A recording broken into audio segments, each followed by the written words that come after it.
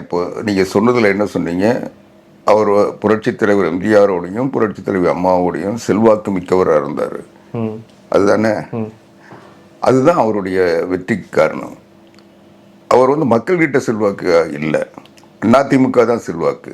அதிமுக கழுத குதிரை எதை நிற்க வச்சாலும் அந்த தொகுதியில் வெற்றி பெறும். அது அதிமுக கோட்டை, அந்த தொகுதி தொடர்ந்து வெற்றி பெற்று வந்த தொகுதி. இன்னைக்கும் அதிமுக தான் வெற்றி பெறும். அதுதான் அங்கே கலர் நிலவரம்.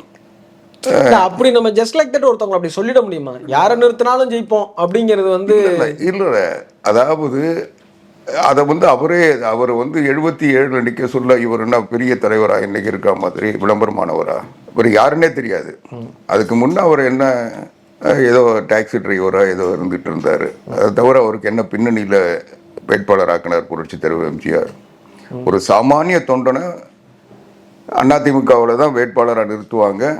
புரட்சி தலைவர் எம்ஜிஆர் காலத்தில் தான் நடந்தது, புரட்சி தலைவர் அம்மா காலத்தில் நடந்தது. அதுபோல் ஒரு சாதாரணமானவர், இவர் எந்த பின்புலமோ எந்த அரசியல் அனுபவமோ இல்லாத ஒரு எளிமையான தொண்டர் அந்த நிலையில தான் அவர் வேட்பாளராக்கப்பட்டார்.